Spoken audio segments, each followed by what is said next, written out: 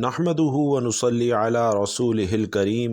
अम्मा बाद फ़अऊज़ु बिल्लाहि मिनश्शैतानिर्रजीम बिस्मिल्लाहिर्रहमानिर्रहीम। अस्सलामु अलैकुम व रहमतुल्लाहि व बरकातुहू। भाई और बहनों, कहा जाता है कि शाबान में इंसान का नसीब और तकदीर लिखा जाता है। तो आज आपके लिए अल्लाह वालों का एक ऐसा नायाब वजीफ़ा लेकर आया हूँ कि जिसे माह शाबान में किसी भी दिन करने वाले का नसीब और तकदीर ऐसा बदलता है कि उसकी ज़िंदगी में कोई दुख तकलीफ़ परेशानी नहीं रहती। उसके मुंह से निकली हर दुआ कबूल होती है और वो जो कहता है अल्लाह के फजलो करम से वो इंसान के नसीब में लिख दिया जाता है। तो आप में से हर भाई बहन ये कोशिश करे कि माह शाबान में ये एक नायाब और मुख्तसर सा वजीफ़ा रोज़ाना अपना करने का मामूल बना ले। और अगर किसी मसरूफ़ियत की वजह से मेरा कोई भाई बहन रोज़ाना ना कर सके तो किसी एक दिन फुर्सत निकाल कर ये वजीफ़ा ज़रूर कर ले, क्योंकि ये वजीफ़ा करने वाला इंशाअल्लाह बाद में मुझे झोलियाँ उठा उठा कर दुआएं देगा। तो भाइयों और बहनों, माह शाबान के पूरे महीने में एक ऐसा नायाब वजीफ़ा लेकर आपकी खिदमत में हाजिर हुआ हूँ कि जिसे पढ़ते ही इंसान की तकदीर बदल जाती है, जिसे पढ़ते ही इंसान की हर हाजत पूरी कर दी जाती है। यह ऐसा वजीफ़ा है कि जिसे पढ़ते साथ ही इंसान को दौलत भी मिलती है, रिस्क और माल भी मिलता है, उसकी ज़िंदगी से परेशानियां भी निकल जाती हैं, बीमारियां भी चली जाती हैं। यूँ समझ लीजिए कि इंसान अपनी मर्ज़ी का नसीब और तकदीर अपने अल्लाह से लिखवा सकता है। बस आपने अल्लाह की ज़ात पर पूरा यकीन और मुकम्मल भरोसा करते हुए ये छोटा सा वजीफ़ा बताए गए तरीक़े और तरतीब से पढ़ना है, जिसके घर में बेसकूनी बेबरकती ख़त्म होने का नाम नहीं लेती। जो शख्स दर दर की ठोकरों से तंग आ चुका है, जो अपनी ज़िंदगी से हार चुका है, नाउमीद हो चुका है, जो शख्स कहता है कि मैं तो वज़ाइफ भी पढ़ता हूँ, मेहनत भी करता हूँ, तस्बीहात पढ़ पढ़ कर थक चुका हूँ, लेकिन मुझे तो आज तक कामयाबी नहीं मिली। तो भाइयों और बहनों, वो शख्स दुनिया जहान के तमाम काम छोड़कर माह शाबान में ये एक वजीफ़ा लाजमी कर ले और फिर अपनी ज़िंदगियों में कामयाबियों को आता हुआ खुद देखे। वो जिस काम में हाथ डालेगा इंशाअल्लाह वो काम फ़ौरन हो जाएगा, जिस चीज़ की तरफ देखेगा इंशाअल्लाह वो चीज़ उसकी हो जाएगी। नाजरीन, इंसान पर जो मुसीबत आती है, चाहे बीमारी की सूरत में हो, जहनी या रूहानी अजियत की शक्ल में हो, कारोबारी परेशानी हो या ख़ानदानी लड़ाई झगड़ों का दुख और सदमा हो, याद रखिए कि हर किस्म की मुसीबत उसके गुनाहों की वजह से आती है। गुनाहों की बख्शिश के लिए अल्लाह से मुआफ़ी मांगनी चाहिए, क्योंकि अल्लाह ताला तौबा करने वालों से मोहब्बत करता है और उसकी परेशानियों और मुसीबतों का अजाला करके उसे खुशहाल बना देता है। और इस माशरे में हमें बहुत से ऐसे लोग दिखाई देते हैं जो तंगदस्ती की वजह से मुश्किलात का शिकार होते हैं और अपनी तंगदस्ती के लिए मुख्तलिफ़ रास्ते भी इख्तियार करते हैं। कभी किसी तावीज़ मांगने वाले के पास जाते हैं, कभी किसी आलिम के पास जाते हैं, मगर अपनी उनकी गलतियां और कोताहियां उन पर नज़र नहीं करते, जो उनका रिस्क कम करने का बाइस बनती हैं और उनकी ज़िंदगी में मुश्किलात आती रहती हैं। अगर आप अपनी ज़िंदगी से मुश्किलात को, परेशानियों को निकाल कर एक नई ज़िंदगी का आगाज़ करना चाहते हैं,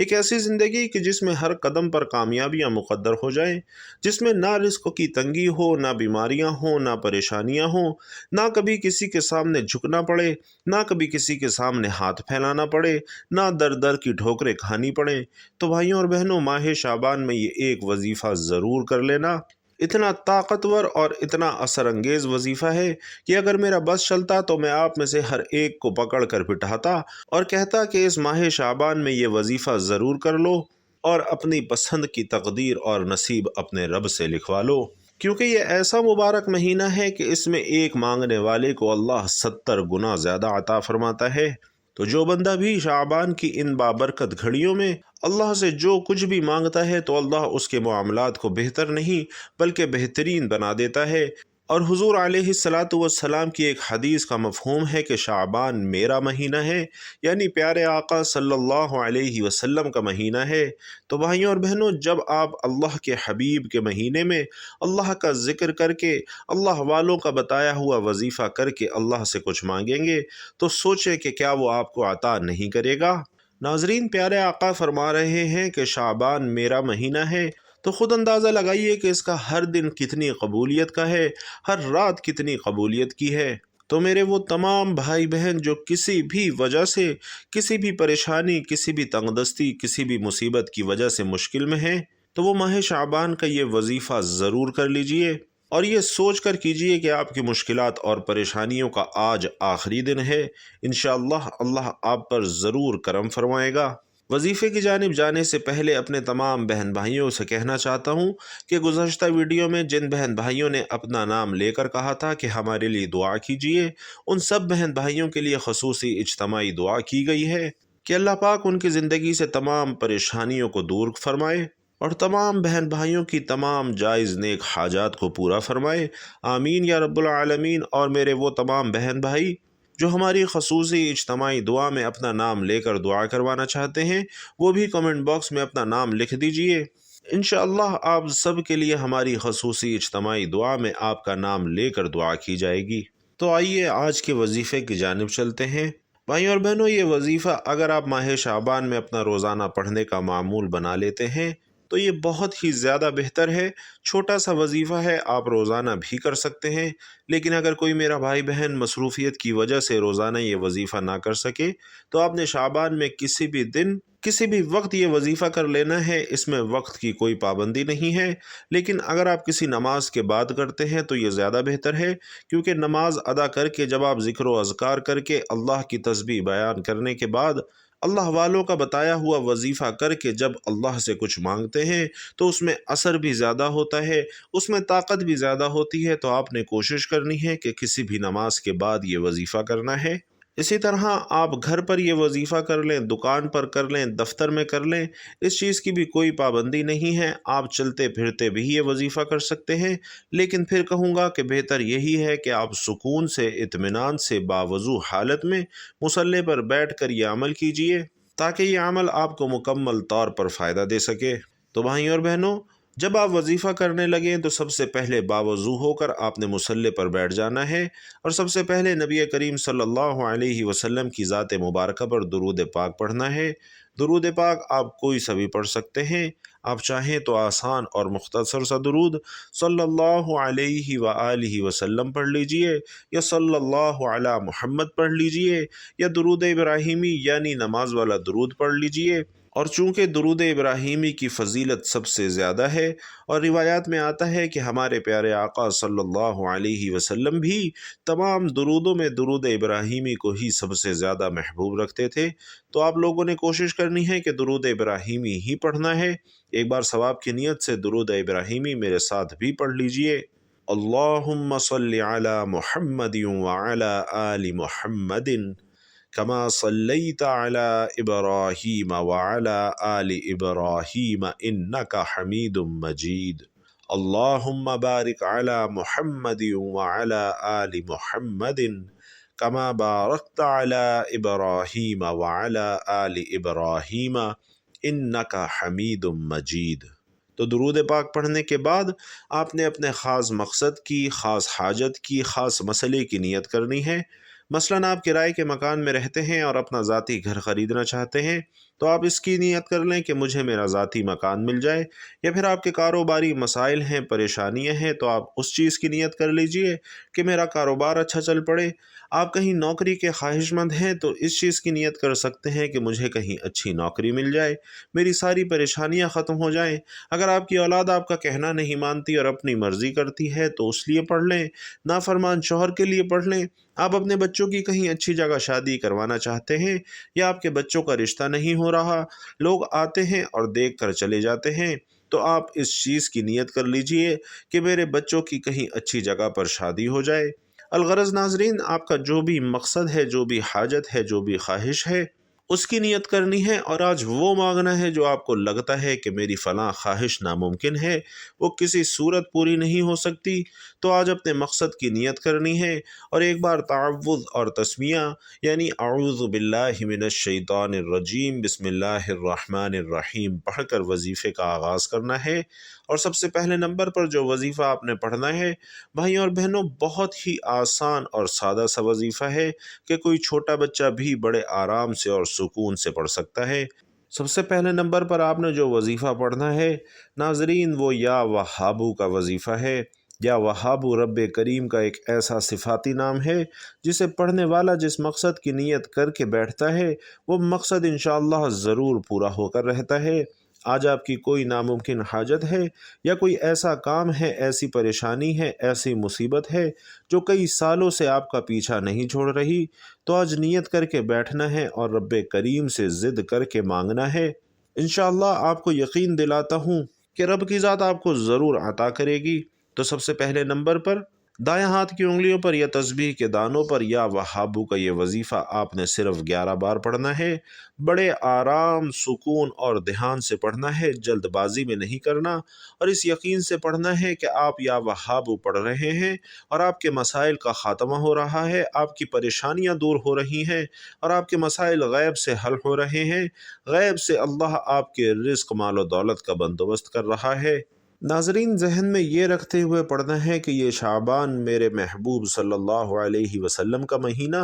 رب کریم کو منانے کا مہینہ ہے، رب کریم سے اپنی پسند کا نصیب لکھوانے کا مہینہ ہے۔ تو 11 بار یا وہابو پڑھتے دوران رب کریم سے آپ جو کچھ مانگ سکتے ہیں مانگتے چلے جائیے، انشاءاللہ آپ کی مانگی گئی ہر دعا، ہر حاجت غیب سے پوری ہوگی۔ تو یا وہابو کو 11 بار پڑھنے کے بعد آپ نے دوسرے نمبر پر جو وظیفہ پڑھنا ہے، ناظرین، سورۃ الکوثر کا انتہائی طاقتور وظیفہ ہے، اللہ کی لاڈلی سورت کا وظیفہ ہے، ایک ایسی سورت کا وظیفہ ہے جسے دولت والی سورت بھی کہا جاتا ہے، دولت کا خزانہ بھی کہا جاتا ہے، اور جس گھر میں سورۃ الکوثر پڑھی جاتی ہے اس گھر میں رزق اور دولت کا سیلاب آ جاتا ہے، جس گھر میں سورۃ الکوثر کا یہ وظیفہ کیا جاتا ہے اس گھر سے سبھی نحوستیں، بے برکتیاں، بے سکونی کا خاتمہ ہو جاتا ہے، جس دکان پر پڑھی جاتی ہے اس دکان پر گاہکوں کا تانتا بندھ جاتا ہے، جس مقصد کے لیے پڑھا جاتا ہے یہ وظیفہ اس مقصد کی تمام رکاوٹیں اور پریشانیاں غیب سے حل ہو جاتی ہیں۔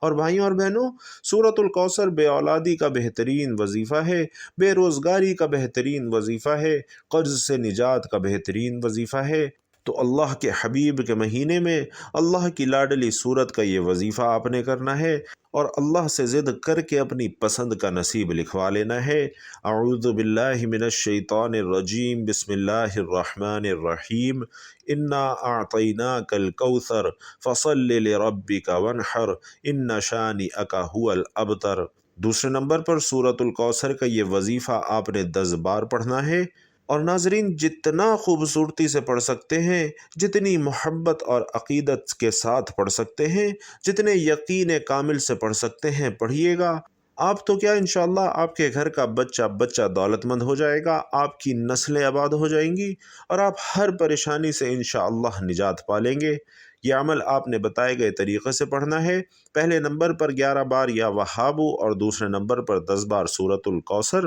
اور یہ 2 وظائف کرنے کے بعد آج آپ نے تیسرا وظیفہ جو کرنا ہے، ناظرین انتہائی کمال کا وظیفہ ہے، انتہائی مستند اور مجرب وظیفہ ہے۔ آپ نے آخر میں الحمدللہ رب العالمین کا وظیفہ کرنا ہے۔ الحمدللہ رب العالمین کا مطلب کیا ہے؟ کہ ہم اللہ کا شکر ادا کر رہے ہیں۔ بھائیوں اور بہنوں، آج یہ وظیفہ بتائے گئے طریقے اور ترتیب سے پڑھنے کے بعد انشاءاللہ میرا رب آپ کو اتنا نوازے گا کہ آپ کو خود بھی سمجھ نہیں آئے گی کہ آپ کے رزق اور دولت میں اضافہ کہاں سے ہو رہا ہے، آپ کی پریشانیاں کہاں سے دور ہو رہی ہیں۔ انشاءاللہ میرا رب ایسے اسباب پیدا فرمائے گا کہ آج کے بعد آپ کو کسی کے سامنے جھکنا نہیں پڑے گا، کسی سے مانگنا نہیں پڑے گا، اور ان تمام کی تمام کامیابیوں کے بعد اللہ کا شکرانہ ادا کرنے والا رب کو راضی کر لیتا ہے، رب کو منا لیتا ہے۔ اس لیے آپ نے آخر میں الحمدللہ رب العالمین کا یہ وظیفہ کرنا ہے، اور دائیں ہاتھ کی انگلیوں پر یا تسبیح کے دانوں پر گن کر 11 بار کرنا ہے۔ ناظرین، اللہ والے فرماتے ہیں کہ تو شکر کرتا ہے تو رب تیرے رزق میں، تیری دولت میں اضافہ کرتا ہے، تو چاہتا ہے کہ تیرے رزق میں کمی ہو جائے تو نہ شکری کر، راتوں رات غربت کا شکار ہو جائے گا۔ اس لیے اگر اپنے مال و جان میں برکتیں، وسعتیں، سلامتی چاہتے ہیں تو زیادہ سے زیادہ رب کا شکر ادا کرنا اپنا وظیفہ بنا لیجئے۔ انشاءاللہ رب کی نوازشیں دیکھ کر آپ خود حیران رہ جائیں گے۔ جب یہ تینوں اعمال بتائے گئے طریقے اور ترتیب کے مطابق آپ پڑھ لیں تو اس کے بعد آپ نے آخر میں پھر درود پاک پڑھنا ہے، جو آپ نے عمل کے شروع میں پڑھا تھا۔ اب آپ کا عمل مکمل ہو چکا ہے۔ تو ناظرین، آج کے مکمل عمل کی ترتیب یہ بنتی ہے کہ آپ نے سب سے پہلے نبی کریم صلی اللہ علیہ وسلم کی ذات مبارکہ پر درود پاک پڑھنا ہے،